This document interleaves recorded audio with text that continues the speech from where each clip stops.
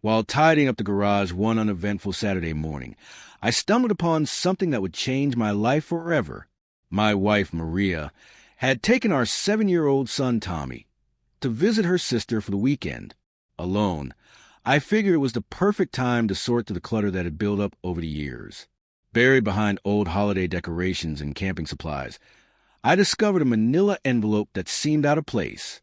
Inside was a legally stamped paternity test dated 6 months ago, confirming that I wasn't Tommy's biological father. I stood frozen, staring at the document, unable to make sense of it. I'd always believed Tommy was mine. People constantly remarked on how much he resembled me, and Maria would beam and say, "Of course he is." But this paper told a different story. When Maria and Tommy returned Sunday evening, I waited until Tommy had gone to bed. I didn't speak at first, just handed her the envelope, her face drained of color, then flushed with anger. "You had no right to go through my personal things," she snapped. I couldn't believe her audacity. I finally spoke calm but cold. "And you had no right to let me raise another man's child for 7 years. She tried to grab the test from my hands. After a short struggle, I let her take it. She tore it into pieces and hurled them in my face. "It doesn't matter," she shouted. "Tommy is your son. You raised him." I turned and walked away silent. I didn't yell, didn't ask for details. I didn't need to. The truth was all laid out in that torn paper. By Monday morning, I was on the phone with my lawyer, a man I'd worked with for years on real estate deals. I need to separate everything. House, accounts, all of it. Make it legal. He promised a plan within 72 hours and warned me not to act rashly. Those 3 days were unbearable. I kept up the appearance of normality, went to work, shared meals with Maria and Tommy, but quietly prepared. I copied the shredded test results and stored them at my office. By Thursday, the legal plan was ready. The house was the biggest hurdle. Maria would need to refinance or agree to sell within a month. Our bank accounts would be formally split in half, and notices would be sent to all financial institutions. The next day, I took action. I withdrew exactly $14,000, my half of our $28,000 savings, and left a letter from my lawyer about the divorce. I contacted the credit card companies, informed them of our pending separation, and documented every step. My truck was in my name, no issue there. Her SUV was in hers, but I had co-signed. That too would be sorted later. That same Friday, I filed for divorce on grounds of irreconcilable differences stemming from fraudulent misrepresentation. My lawyer warned the case could get messy since I'd acted as Tommy's father legally. On Saturday, I moved into my friend Mike's spare room and left Maria a note. "I know about Tommy. I've hired a lawyer. From now on, all communication goes through him." Maria was served divorce papers at work the following Monday. I'd included a request for court-ordered paternity testing and asset protection based on fraud. That day, she called me repeatedly. I didn't answer. That evening, she showed up at Mike's. I stayed behind the door. When she pleaded, "Thing about Tommy," I responded only through my lawyer. No contact until a new DNA test is done. By Tuesday, we filed a motion to freeze all significant financial transactions during the divorce. The court approved. On Wednesday, Maria attempted to withdraw $5,000 from our account and was blocked. Only essential spending was allowed. The bank referred her to the court order. Thursday, she showed up at my office. Security had been briefed, and she was escorted out when she caused a scene. "You're destroying our family over a piece of paper," she screamed. That night, her mother called me. "Maria says you're doubting Tommy's parentage," she said. I replied, "If she agrees to a court-ordered DNA test and I'm wrong, I'll apologize publicly and cover all legal costs." She had no reply. That Friday, Maria finally agreed to the DNA test through her attorney. We were told to expect results in 7 to 10 business days. The following Monday, I filed to remove my name from the house deed. Maria would have to refinance the mortgage in her name or sell within 60 days. Her salary as a teacher wouldn't be enough. 2 weeks later, the test results arrived. I wasn't Tommy's biological father. My lawyer immediately pushed to finalize the divorce. No alimony, no child support, citing paternity fraud. We also filed for annulment due to the deception. Maria's lawyer tried to argue that I'd been a father figure for 7 years and couldn't just walk away. But the facts were clear, and I was already gone. I argued I shouldn't be held responsible for child support because the entire relationship had been built on a lie. I hadn't been misled by accident. I had been actively deceived into believing I was the father. When we got to court, I brought the paternity test Maria had torn up 6 months prior, proving she'd known the truth and kept it hidden. Her lawyer had no real defense. The judge agreed, stating Maria had committed marital fraud by misrepresenting the child's paternity.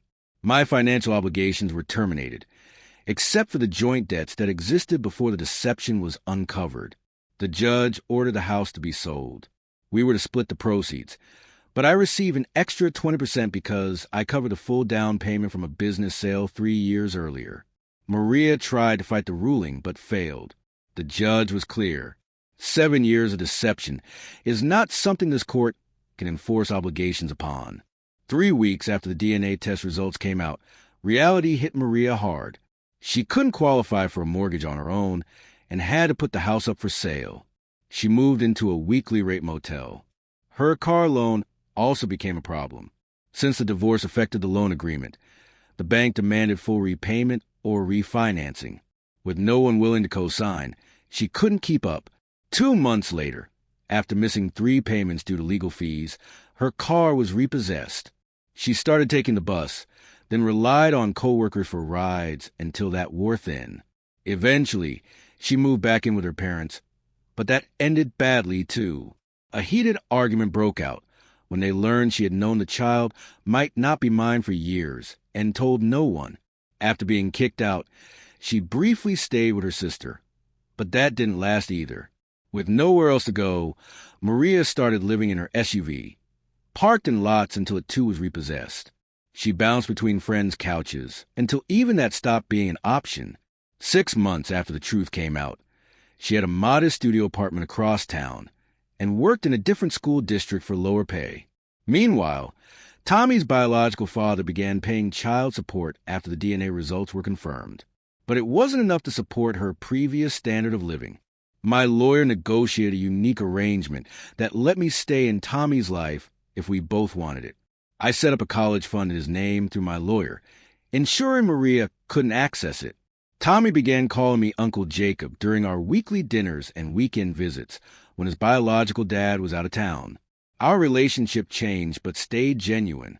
We explained to him that families sometimes look different, and I would always be someone who loved him. A year later, I testified against Maria in court when Tommy's real father sued her for unpaid child support from all the years. He didn't know he was the father. If I'd known, he told the court, I would have been there from day one. She lost the case. The judge ordered 7 years of back payments to be deducted directly from her wages. I eventually sold my share of the house and bought a condo. I started dating again and met Sarah, a small business owner who valued honesty above all else. The last time I saw Maria was at Tommy's school play. She looked drained, probably from working overtime to make ends meet.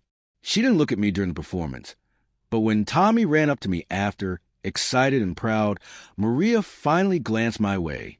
For a brief moment, I saw regret in her eyes. But regret can't fix what's been broken. Her lie didn't just end our marriage. It shattered her trustworthiness, her finances, and the parenting bond we could have had. She chose to lie, and she paid the price. I have no regrets.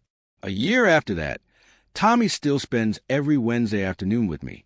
I pick him up from school with written permission from both the court and Maria. We eat burgers, do homework, play video games. When his dad travels, Tommy stays with me on alternate weekends. Things feel easier now with no secrets hanging over us. I actually enjoy our time together more. He's bright, funny, and loves baseball just like I do. Maria's life kept getting harder. 6 months after our divorce was final, Tommy's real father lost his job as a private school administrator. So the court adjusted child support down by 40%, though the garnishments for the unpaid years continued. To keep up, Maria began working weekend shifts as a diner waitress, something she never would have imagined doing before. Her new teaching job paid less, and with the garnished wages, she struggled to get by. 3 months ago, she showed up at my door. Sarah was out with her kids, so I answered. "Jacob, I need help," she said. "My car needs a $3,000 transmission. I'm asking for a loan, not a gift." I looked at the woman who lied to me for years, who tried to drag me through court when I sought the truth, who watched everything fall apart because of her own choices. I told her, "No, I paid my dues to you and Tommy." Her face tightened. "I figured you'd say that," she replied, then walked away. Last month, Maria remarried. Ironically, her new husband is Tommy's third-grade teacher, someone who had supported her through everything. He seems like a decent guy from the few times I've seen him at parent-teacher events. Maybe he's exactly what she needs. Someone who knows her full history and chose her anyway. As for me, life has improved. Sarah and I moved in together 6 months ago. Her teenage kids welcome me easily with none of the baggage that comes with raising younger children. We're getting married next month. Just a small gathering with close friends and family. I still see Maria at school functions. We exchange polite hellos for Tommy's sake. But that's it. The mess is behind us now. She learned too late that the truth might be painful, but lies can cost everything. Tommy made me a Father's Day card recently. He drew 3 stick figures and labeled them my 2 dads and mom. That's our new version of a family. Not what any of us expected, but built honestly and with love. Maria could have had that, too. She chose differently. And now she's living with what that choice was worth. Everything. I sleep soundly knowing I never sought revenge, only truth. And in the end, that truth set all of us free.